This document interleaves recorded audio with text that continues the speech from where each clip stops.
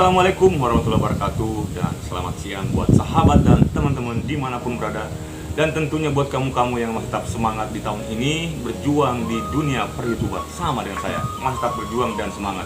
Nah, kata semangat itu nggak cukup, harus disertai dengan usaha dan ikhtiar tentunya. Seperti salah satunya mengupgrade dan mengupdate kemampuan kita dalam mengelola atau membuat sebuah video. Seperti hari ini, saya nggak lagi pengen mancing ataupun nunggu kamu.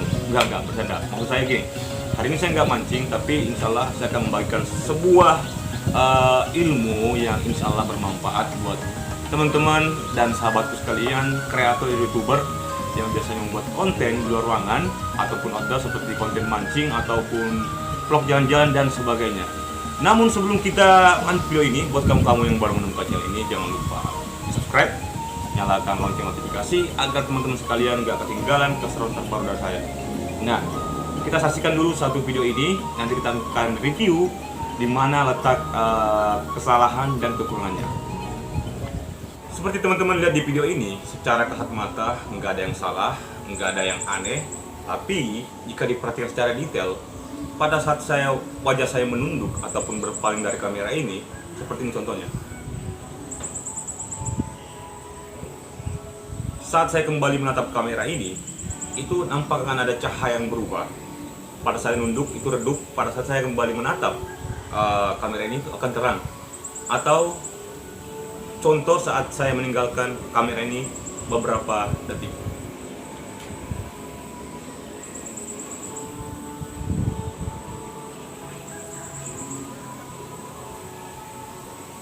Nah, saat saya kembali, itu kembali akan terang. Atau anggaplah saya akan membelakangi kamera ini seperti ini.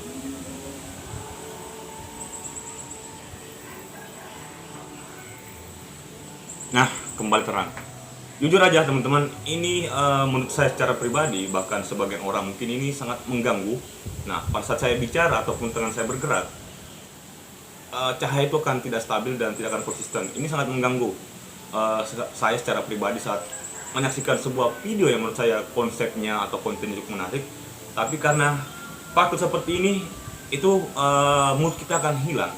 Dan harus teman-teman harus pahami atau suka tidak suka, di YouTube itu ada beberapa jenis penonton secara garis besar ya. Yang pertama itu karakter penonton yang betul-betul tidak mempedulikan kaidah-kaidah keilmuan seperti trik-trik pengambilan video ataupun kaidah-kaidah keilmuan sinematografi, videografi ataupun fotografi.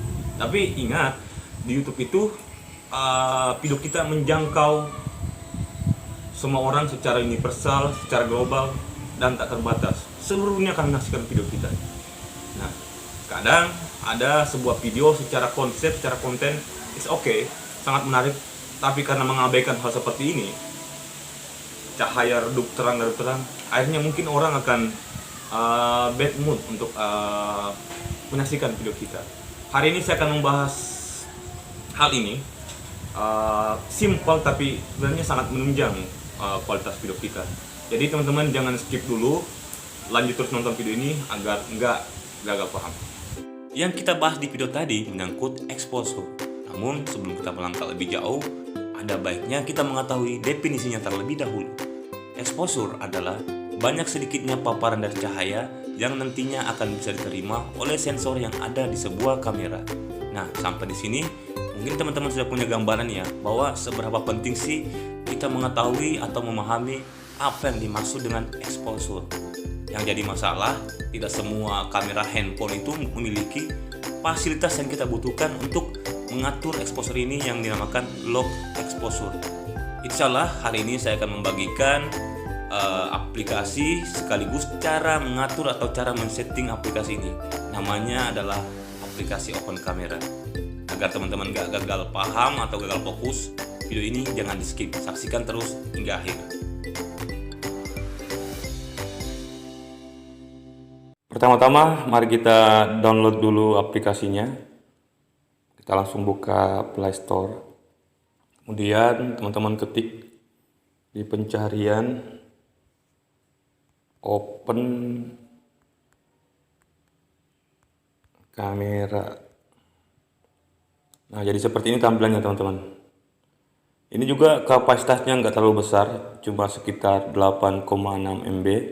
Jadi sama sekali tidak menguras kapasitas penyimpanan kita di ponsel. Nah, jadi saya anggap teman-teman sudah mendownloadnya, jadi kita langsung buka. Oke, saat teman-teman sudah membuka aplikasinya, tampilannya akan seperti ini. Jadi supaya bisa dipahami secara detail dan lebih mudah, saya hanya akan menjelaskan beberapa hal yang urgent mengenai aplikasi Open Camera ini. Nah, di pojok kanan atas ada logo seperti gear, jadi itu diklik, kita masuk pengaturannya. Nah, di tampilan pertama di sini ada beberapa hal yang harus teman-teman ketahui. Di paling atas ini opsional, itu untuk mendeteksi face atau muka subjek yang akan disuting pada saat merekam video. Nah, kalau saya sih menonaktifkan ini. Terus di bawahnya itu ada timer. Nah, ini kalau menurut saya ini nggak perlu pakai timer kalau merekam video, karena takutnya pada saat kita merekam on kamera itu akan menunggu beberapa detik. Jadi saran saya ini nggak usah diutak-atik. Nah, terus kita masuk di kamera preview. Nah, di kamera preview ini juga nggak semua harus diutak-atik. Saya cuma memakai show zoom. Nah, show zoom ini maksudnya akan ada indikator atau garis yang bisa kita scroll pada saat ingin melakukan zoom in atau zoom out. Nah, sama dengan show angle, ini indikator atau garis yang akan tampak di monitor HP kita saat melakukan kamera, itu saya nggak pakai. Nah, terus yang ketiga show angle line.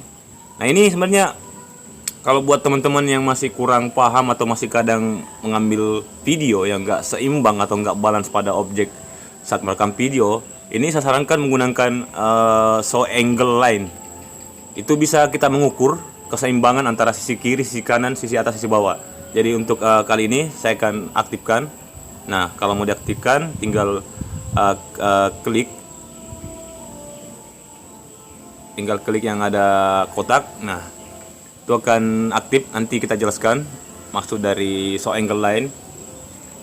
Nah, show pitch line itu saya nggak gunakan, itu nggak terlalu mendesak.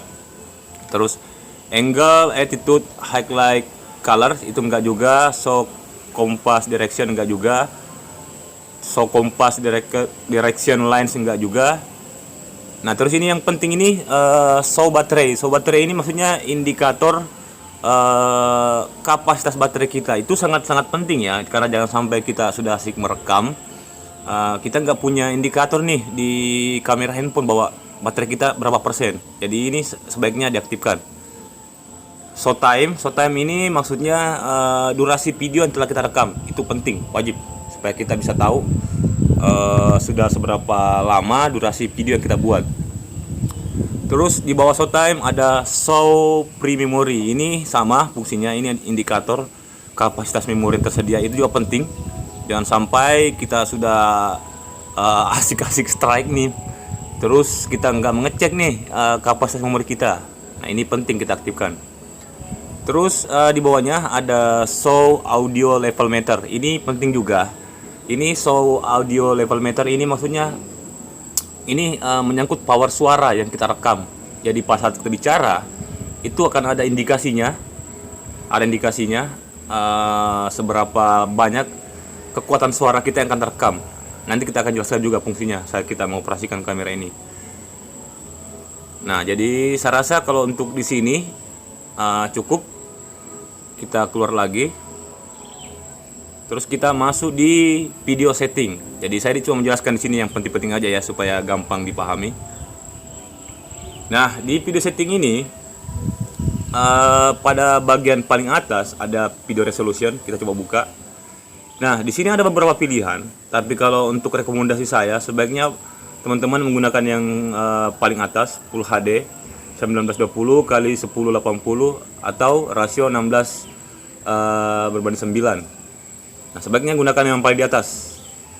Nah, pasti paham teman-teman yang sudah biasa sudah paham jadi maksudnya. Jadi sanggap kita sudah mengerti soal ini. Terus yang perlu diutak-atik lagi, ini jangan diutak-atik. Ini di standar aja, don't restart. Karena kalau ini teman-teman aktifkan, misalnya mengaktifkan ini, bentar, mana tadi?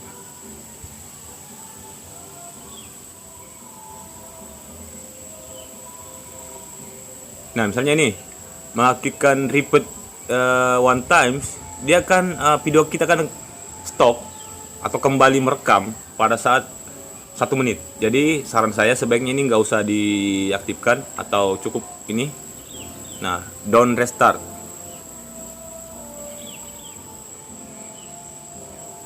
Nah, don't restart ya, ingat. Terus maksimum duration of video.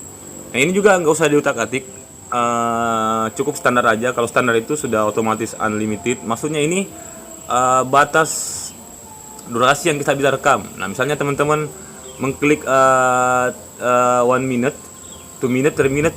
Jadi batas video itu otomatis yang diterekam itu cuma sesuai dengan yang teman-teman klik di sini. Jadi ini nggak usah diutak-atik ya. Oke, next. Nah, ini maksimum file size of video. Ini pakai device default aja. Ini nggak usah diutak-atik ya. Pakai device default aja.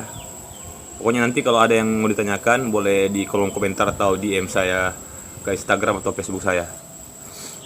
Terus record audio ini harus diaktifkan ya. Karena kalau ini nonaktif, suara kita itu tidak akan terekam. Kecuali kalau teman-teman membuat video yang nantinya akan mau di dubbing atau di dubber, boleh menonaktifkan recording. Sebaiknya kalau mau direkam secara live, sebaiknya ini diaktifkan record audio. Nah, terus selanjutnya next, audio source. Ini penting juga ya. Audio source ini maksudnya sumber audio. Kalau teman-teman misalnya menggunakan kamera, bukan kamera, mic eksternal seperti mic Bluetooth, mic wireless, berarti kliknya yang kedua, external mic. Nah, di sini cuma ada 2 pilihan ya yang saya jelaskan. Yang penting kalau menggunakan menggunakan bawaan handphone, cukup aktifkan camcorder. Nah, kalau misalnya teman-teman mengaktifkan external mic, padahal tidak menggunakan, sebenarnya itu bisa terekam. Tapi resikonya audio yang dihasilkan pada saat kita merekam video itu kan terlalu banyak noise. Nah, ingat, kalau teman-teman nggak menggunakan apa-apa, nggak menggunakan mic, cukup aktifkan camcorder. Tapi kalau menggunakan mic Bluetooth atau mic wireless, nah, klik yang baris kedua yang bacanya external mic, if present maksudnya. Terus cuma itu yang diutak-atik, selebihnya itu nggak ada diutak-atik ya. Nah, yang menyangkut exposure tadi. Nah, bentar. Ini yang kalau teman-teman lihat yang garis tambah warna hijau ini. Nah, ini yang saya maksud tadi. Untuk mengukur keseimbangan atau balance angle video yang kita ingin rekam. Nah, ini sangat membantu untuk teman-teman yang masih belajar, masih kadang bingung menentukan, oh kenapa angle video saya tidak pas. Yang tadinya saya mau misalnya shoot ini jari ini saya, tapi kebanyakan ke sini. Nah, dengan ada garis ini kan membantu pada saat kita merekam atau ingin membidik satu objek. Nah, terus soal exposure di video ini teman-teman lihat ada logo tambah dan minus. Nah, kita coba klik itu. Nah, pada saat teman-teman mau menaikkan cahaya atau menganggap cahaya saat ini kurang, itu tinggal di scroll ke kanan. Nah, tapi kalau begini jadinya ini over exposure namanya. Jadi ini opsional ya, tinggal menyesuaikan kira-kira cahaya seperti apa yang teman-teman inginkan. Nah, kalau sudah seperti ini, jangan lupa ada logo gembok di sebelah kiri atas, itu di lock. Nah, ini posisinya sudah terkunci nih. Ini kan cahaya yang akan berubah-berubah. Jadi aplikasi ini bisa untuk kamera depan ataupun kamera belakang. Nah, kalau gembok ini tidak diklik, itu nggak terkunci teman-teman. Ya, ingat itu. Nah, jadi mungkin cuma itu yang kita butuhkan pada saat membuat konten mancing ataupun konten yang banyakkan di luar ruangan atau outdoor. Nah, sekarang saya akan mengaplikasikannya dengan menggunakan open camera ini. Nah, sekarang teman-teman boleh lihat di video yang sekarang ini. Ini saya menggunakan open camera. Nah, tangan saya bergerak seperti ini. Tuh di sekitar saya ataupun di muka saya itu nggak ada cahaya yang berubah, ataupun saya menunduk. Itu cahaya tetap konsisten, tidak berubah, ataupun saya coba akan meninggalkan kamera ini beberapa saat.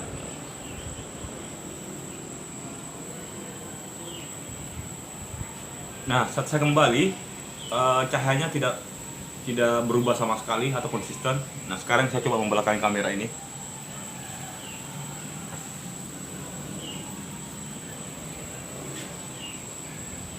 Nah, tetap stabil, ataupun anggaplah kameranya saya gerakkan. Nah, ini nggak berubah. Ini kalau teman-teman menggunakan kamera bawaan handphone, ini sudah saya pastikan akan redup. Seperti kamera yang saya gunakan atau handphone yang saya gunakan itu handphone yang sangat murah ya. Ini bocoran. Saya menggunakan handphone Realme C2 keluaran 2019. Ini harganya cuma 1,2 juta. Karena buat kita vlogger-vlogger mancing atau YouTuber fishing itu, kita tuh sangat sayang ya kalau menggunakan handphone mahal di spot mancing seperti di laut, di pinggir sungai ataupun di rawa-rawa, karena resikonya handphone kita tercebur atau jatuh. Jadi sebaiknya menggunakan handphone yang nggak terlalu mahal tapi cukup di backup atau didukung dengan fasilitas seperti open camera. Jadi buat teman-teman yang ingin menanyakan tentang open camera ini, silahkan di kolom komentar atau DM saya ke sosial media saya seperti Instagram atau Facebook. Semoga ini bisa bermanfaat, semoga ini bisa mendukung konten-konten teman-teman. Ini saya nggak mengajar ya, saya cuma berbagi apa yang saya tahu, karena sebaik manusia adalah yang bermanfaat untuk orang lain. Oke, see you next time. Wabillahi taufiq wal hidayah. Wassalamualaikum warahmatullahi wabarakatuh.